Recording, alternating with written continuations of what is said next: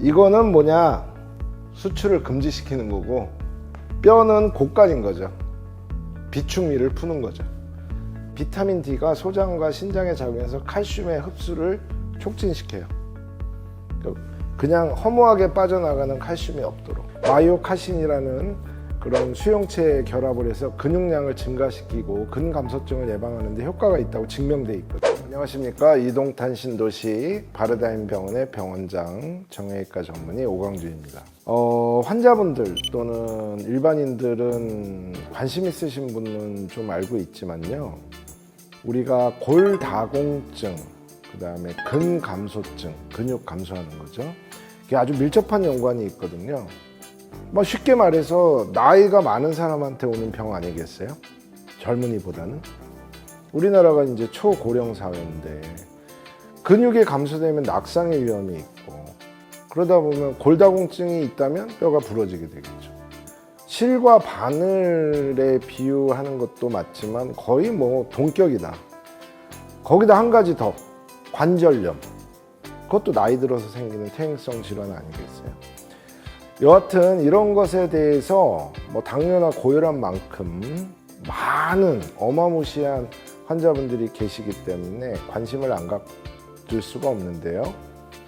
여러분들이 많이 관심을 갖고 있는 게 뭘까요? 바로 칼슘하고 비타민 D입니다. 골다공증에도 중요한 치료제이기도 하고 보충제이기도 하고 영양제이기도 하고, 근감소증에서도 비타민 D는 또 빼놓을 수 없는 중요한 약 또는 주사라고 알려져 있거든요. 그런데 사실 의학계에서는 이게 과연 우리한테 독이냐 약이냐, 좀 이런 표현이 좀 과하다 싶으면 친구냐 적이냐에 대한 논란이 끊이지 않고 있습니다. 그것에 대해서 오늘 좀 설명을 드릴 텐데요. 되도록이면 알기 쉽게 우선 칼슘이 우리 몸에서 어떻게 유지되는지, 비타민 D가 어떤 작용을 하는지부터 좀 칠판으로 가서 설명을 드리겠습니다. 칼슘, 비타민 D는 정말 골다공증 또는 근감소증의 핵심적인 물질이고 많은 사람들이 상식적으로 잘 알고 있습니다. 칼슘 하면 뭐가 생각나죠? 이빨, 치아 하고 뼈가 생각나죠? 뼈에서 내가 뼈 그림을 재미있게 한번 그려볼까요? 뼈에서 70%가 칼슘입니다. 또 우리 몸에 거꾸로 칼슘의 99%가 뼈나 치아에 존재하고 있습니다. 그만큼 뼈, 뭐 통뼈 이렇게 얘기하잖아요. 사람들이 뼈와 칼슘은 뗄래야 뗄 수 없는 관계다. 칼슘이 부족하면 뼈가 약하고, 칼슘이 충분하면 뼈가 튼튼하고, 이렇게 간단하게 생각하는 것도 틀린 얘기는 아닙니다. 그러면 칼슘은 우리가 어떻게 얻을 수 있을까요? 음식을 통해서 공급을 할 수가 있겠죠? 음식, 그리고 칼슘이라는 영양제든 뭐 보조식품이든 보충제든 이런 거를 통해서 칼슘을 공급받을 수가 있겠죠. 두 가지 경우가 있죠. 첫 번째, 우리 몸에서 칼슘이 부족하다면 어떻게 될까요? 우리 목에는 갑상선이 있거든요. 이렇게 생긴 갑상선이 있어요. 갑상선에는 이렇게 네 귀퉁이에 쌀알 만한 부갑상선이 있습니다. 부갑상선. 요거는 갑상선이고요. 부갑상선 호르몬이 있고 갑상선에서 나오는 호르몬이 있겠죠. 자, 우리 몸에서 칼슘이 부족하면 부갑상선 호르몬이 칼슘을 가져와야 되겠죠. 그러면 어디서 가져올까요? 뼈에서 가져옵니다. 뼈는 칼슘의 저장소예요. 곡간이죠, 곡간. 그러니까 부갑상선이 뼈에서 칼슘을 빼옵니다. 칼슘을 이 곡간에서 칼슘을 이렇게 빼와요. 그래서 우리 몸에 혈중이라는 얘기죠. 혈액 내에 칼슘이 부족한 걸 보충하려고 해요.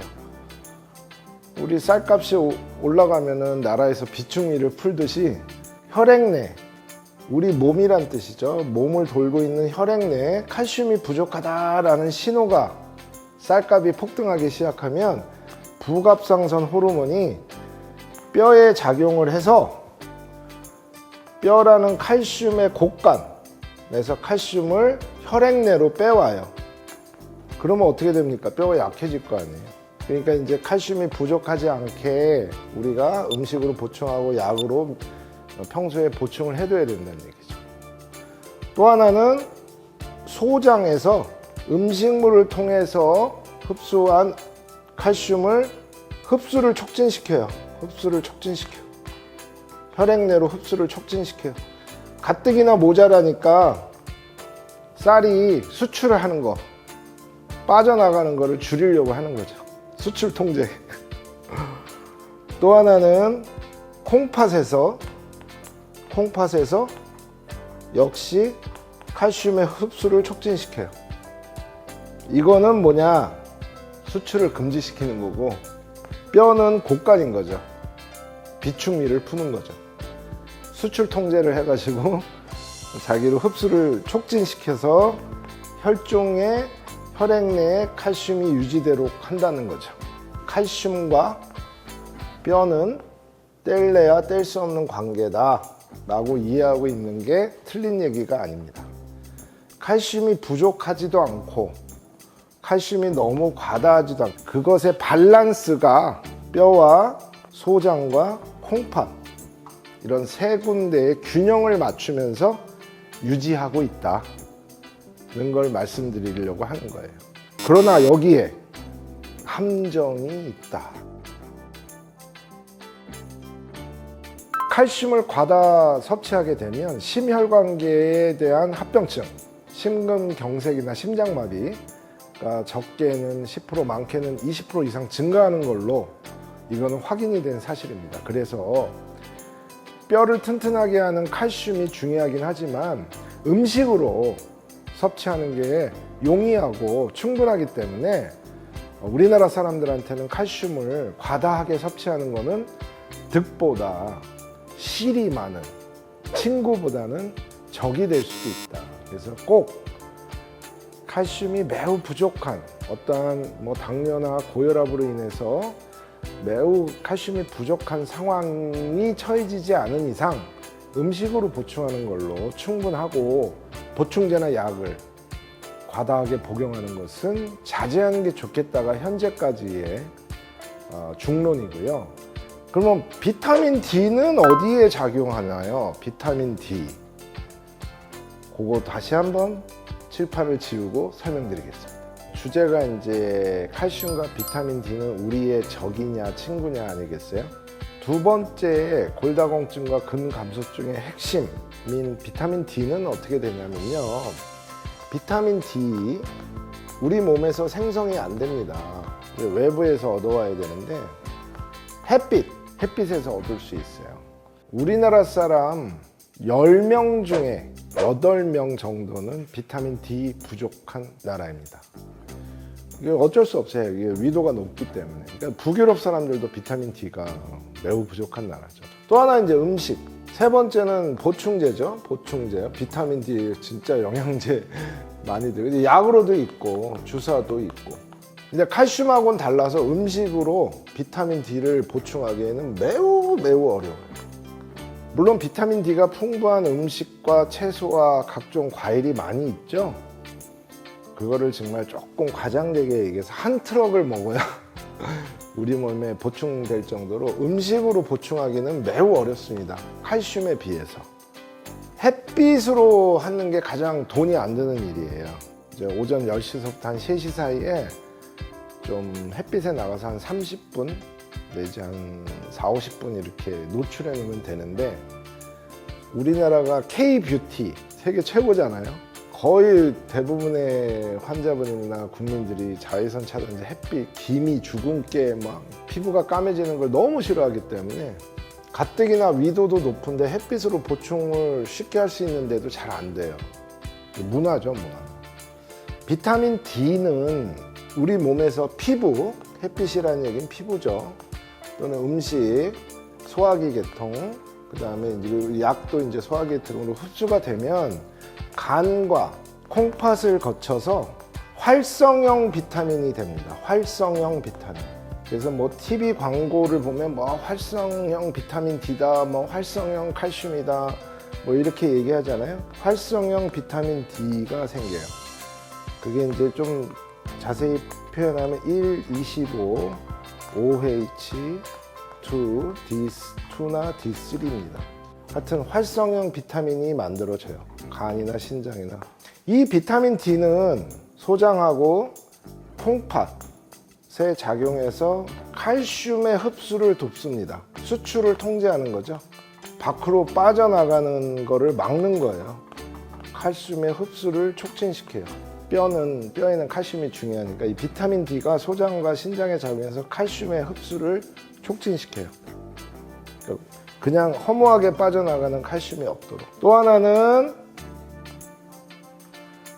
칼슘이, 이렇게 흡수된 칼슘이 뼈에 가도록, 곡간이라고 그랬죠? 칼슘의 곡간, 정부 비축미, 거기에 가도록 비축을 하도록 촉진시켜요. 이 비타민 D도 일종의 호르몬입니다. 호르몬. 그러니까 칼슘을 흡수해서 이게 뼈로 가도록 다 촉진하는 역할을 해요.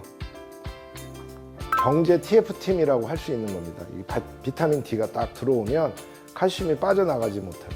그러니까 칼슘과 비타민 D는 뼈에서 가장 중요한 골밀도, 즉 칼슘이 소실되지 않도록 하는 데 역할이 크다고 알고 있어요. 근데 이 비타민 D는 여기서 되게 중요한 얘기가 나오는데 근육량을 증가시킵니다.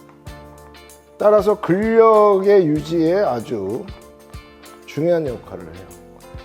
그 다음에 비타민 D는 면역력을 증가시키는 효과가 증명돼 있어요. 면역력. 그러니까 암 환자들, 그런 암 치료하는데 종양세포를 억제하는데 매우 중요한 역할을 합니다. 그러면 이런 것만 보면 비타민 D가 굉장히 중요하다는 걸 알겠죠. 골다공증에 중요하죠. 근감소증에도 중요하고. 그 다음에 면역력을 증가시키니까 우리 몸에 좋은 역할을 하죠. 그러면 제가 아까 칠판에 처음 섰을 때도 칼슘도 뼈에 중요하다고 그랬고 비타민 D도 이런 역할을 하면 매우 중요한 소중한 친구처럼 느껴지는데 이것이 친구인지 적인지 조금 더 말씀드리겠습니다. 비타민 D는 칼슘하고 달리 음식으로 섭취하기가 매우 어렵습니다. 또 우리나라는 위도가 기본적으로 높은 나라이기 때문에 햇빛을 통해서 이렇게 자연스럽게 받아들이기도 쉽지 않고 우리나라의 생활 문화가 햇빛을 좀 자연스럽게 받아들이는 그런 문화가 아니죠. 그런 것 때문에 비타민 D는 꼭 필요한데요. 비타민 D의 근골격계에 작용하는 그 부분은 매우 친구같이 도움이 됩니다. 칼슘을 흡수를 촉진하지 않겠습니까? 그래서 뼈라는 저장소에 보관하는 역할을 하거든요. 음식으로 섭취하기 어려운 데다가 이런 중요한 역할을 하니 비타민 D가 굉장히 중요하죠. 그리고 비타민 D는 최근에 마이오카신이라는 그런 수용체 결합을 해서 근육량을 증가시키고 근감소증을 예방하는 데 효과가 있다고 증명돼 있거든요. 그런데 면역력을 활성화시켜서 종양세포를 억제하거나 암 환자들한테 도움이 된다는 임상적 근거는 아직 찾을 수가 없고요. 확실하게 증명된 바가 없고 또 비타민 D가 근골격계 이해의 작용, 천식에 도움이 된다 그런 연구도 있다 없다 조사를 해보니까 아직 결론이 또 과량으로 비타민 D를 복용하다 보면 오히려 낙상의 위험이 증가된다. 그리고 칼슘의 흡수를 촉진하기 때문에 과다한 칼슘 섭취와 같은 부작용과 비슷한 효과를 낼 것이다. 그래서 비타민 D도 너무 과량으로 섭취하면 우리에게 친구보다는 적이 될 수 있는 그런 소인을 갖고 있습니다. 따라서 음식으로 섭취하기 어렵죠? 우리나라 사람은 비타민 D가 부족하죠. 또 비타민 D가 근육에 좋은 효과를 내고 있다는 것은 증명된 바가 있죠. 따라서 고용량보다도 일정한 양을 장기적으로 꾸준히 복용하는 것은 꼭 필요하다. 라는 것이 현재까지의 중론입니다.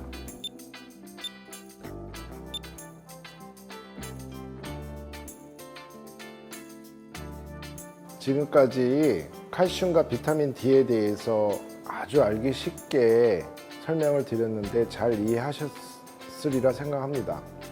퇴행성 관절염, 골다공증, 근감소증 이 세 가지 질환은 우리가 정말 중장년기, 노년기에 있어서 활기차게 건강하게 살기 위해서는 꼭 잘 관리해야 될 질환인데요. 모두 다 나이가 들면 생기는 병이죠. 이 세 가지는 고리로 연결되어 있습니다. 통증이 있으면 운동을 못하게 돼서 근육 감소가 일어나죠. 근감소증이 되면 낙상의 위험이 있어서 골다공증으로 인해서 뼈가 부러지죠. 통증으로 낙상을 하게 되면 골다공증의 최악의 결과를 맞이하게 됩니다. 이처럼 칼슘과 비타민 D 때로는 친구가 될 수도 있고 때로는 적이 될 수도 있고, 특히 칼슘은 음식으로 섭취하고 아주 어떠한 만성질환이나 불가피한 약을 복용함으로써 많이 감소되어 있는 사람한테는 꼭 칼슘의 보충이 필요하겠지만, 그렇지 않은 사람들은 불필요하게 보충제나 영양제나 약으로 처방받는 것은 적절하지 않겠다. 조금 멀리해야 되겠다. 그러나 비타민 D는 우리 친구처럼 중요하고 특히 근감소증에 꼭 필요한 비타민이기 때문에 필요하되, 이것도 과량 섭취하는 건 좋지 않지만 친구처럼 가까이는 지내야 되겠다. 독이 되냐 약이 되냐. 약이 때로는 독이 될 수도 있죠, 불필요하면. 그래서 과유불급, 이것을 꼭 기억하면 골다공증과 근감소증을 예방하고 또 관절염을 잘 관리하면서 건강하게 생활하는데 중요한 핵심적인 지식적인 자산이 아닐까, 여러분께 도움이 되기를 바랍니다. 감사합니다.